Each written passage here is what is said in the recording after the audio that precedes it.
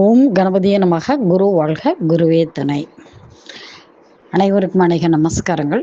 தற்போது நம்ம தமிழ் வருட பிறப்பு வருது. அது எவ்வாறு இருக்கும், நம்ம வருட பலன்கள் எவ்வாறு இருக்கும் அப்படிங்கிறத நம்ம பார்ப்போம். ஸ்ரீ மங்களகரமான குரோதி வருஷம் பங்குனி மாதம் 30ஆம் தேதி, அதாவது 13/4/2025 ஞாயிற்றுக்கிழமை இரவு 3:21 மணிக்கு சூரிய உதயாதி 53:24 நாளிகைக்கு கும்ப லக்னம் மகர நவாம்சையில் மங்களகரமான விஸ்வாவசு வருஷம் பிறக்கிறது. ஸோ இந்த வருஷம் எப்படி இருக்கு நமக்குன்னு பொதுமக்களுக்கு எல்லாத்துக்குமே எந்தெந்த கிரகங்கள் எப்படி அமைந்திருக்கிறது அப்படிங்கிறத நம்ம பார்ப்போம். இப்போ லக்னாதிபதி பகவானா அமைகிறாரு.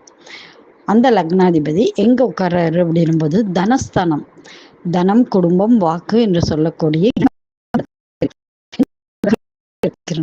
புதன், சுக்கிரன், ராகு இந்த 3 கிரகங்களுடன் சேர்ந்திருப்பதால் இந்த வருடத்துல நாம கடல் சார்ந்த வணிகமாக இருந்தாலும் சரி, வியாபாரமாக இருந்தாலும் சரி, அது விருத்தி லாபம் அடையக்கூடிய வாய்ப்புகள் உண்டு.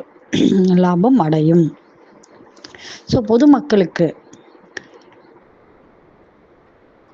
அதாவது கண்கள் மற்றும் கால்களில் நம்ம புதுவிதமான நீர் சம்பந்தப்பட்ட நோய் வருவதற்கான வாய்ப்பு இருக்கிறது. சரிங்களா?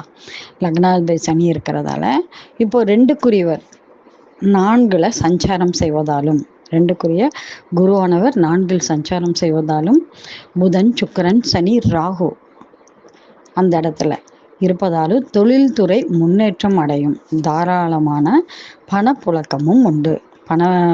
கையில் எந்நேரம் இருக்கணும் இல்லைங்களா? ஏன்னா குரு இருக்கிறதால தாராளமான பணம் அப்படிங்கிறது அங்கே இருக்கும். அடுத்து 3க்குரியவர் செவ்வாய் 6ஆம் இடத்தில் நீசம் அடைந்தாலும், 3ல் யார் இருக்காருன்னா சூரியன் இருப்பதால ரியல் எஸ்டேட் துறையெல்லாம் கொஞ்சம் வீழ்ச்சி அடைவதற்கான வாய்ப்புகள் உண்டு. மக்களுக்கு கடன் சுமை அதிகரித்து மக்கள் தைரியத்தை இழப்பார்கள். 2ஆம் இடத்தில் இருக்கும் சனி பகவான், சனியும் இருக்காரு, ராகு பகவான் இருக்காரு. அவர் 4ஆம் இடத்தில் உள்ள குரு பகவானை பார்வையிடுகிறார்கள். ஸோ அப்போ திருமண நிகழ்ச்சிகள் அதிகம் நடைபெற வாய்ப்புள்ளது. பண வருவாயில் இருந்த தடைகளும் நீங்கக்கூடிய வாய்ப்பு. அடுத்து 5க்குரிய புதன் 2ஆம் இடத்தில் நீசம் பெறுவதால் குழந்தை பிறப்பு விகிதம் குறையும்.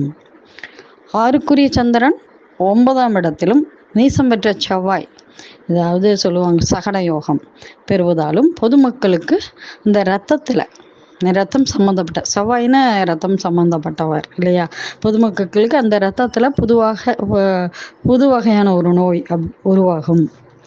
7க்குரிய சூரியன் 3ஆம் இடத்தில் உள்ளதால் கூட்டு வியாபாரத்தில் கொஞ்சம் நல்ல லாபம் இருக்கும்.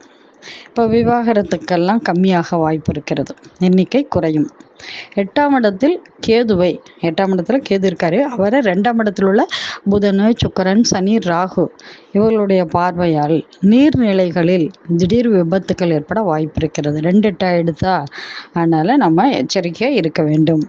9ஆம் இடத்தில் உள்ள சந்திரனை செவ்வாய் பார்வையிடுகிறார். அப்போ நீர்நிலை இடத்துல உயிர் ஆபத்தும் கன்னி பெண்களுக்கு விபத்தும் ஏற்பட வாய்ப்பு இருக்கிறது. ஸோ இதை நம்ம பார்த்துக்கணும். 10க்குரிய செவ்வாய் நீசம் பெற்றாலும் குரு பார்வை பெறுவதால தொழிலில் நல்ல வளர்ச்சி கொஞ்சம் அதிகமாக இருக்கும். இருந்தாலும் கடன் சுமையும் கொஞ்சம் அதிகமாக வாய்ப்புள்ளது. ஸோ 11க்குரிய குரு 4ஆம் இடத்தில் சஞ்சாரம் செய்வதாலும், 2ஆம் இடத்தில் உள்ள சனி 11ஆம் இடத்தை பார்வையிடுவதால் பொதுமக்களுக்கு லாபம் குறைய வாய்ப்பு இருக்கிறது. 12க்குரிய சனி 2ஆம் இடத்திலும், அந்த 12ஆம் இடத்தை யார் பார்க்கறது? குரு பார்வை பெறுவதாலும் பொதுமக்கள் அதிக செலவுகள் செய்வாங்க. அதிக செலவு, விரயம் இதெல்லாம் ஏற்படும். ஸோ செலவுகளுக்கு ஏற்ப வருமானத்தையும் பெறுவார்கள் சொல்லலாம். ஸோ இந்த வருடம் குரு பகவான் ரிஷபம், மிதுனம், கடகம் ஆகிய ராசிகளில் பிரவேசம் செய்வதால் 3 பங்குல 1 பங்கு மக்கள் பாதிப்படைவார்கள். ஸோ இந்த பாதிப்பெல்லாம் இருக்காமல் இருக்கணும்னா பொதுமக்கள் என்ன செய்யணும்னா, குலதெய்வ வழிபாடு, கணபதி, ஆஞ்சநேயர் வழிபாடு மேற்கொள்வது சிறப்பான ஒரு பரிகாரமாக இருக்கும். நன்றி. ஸ்ரீ மகாலட்சுமி ஜோதிடம், கோயம்புத்தூர்.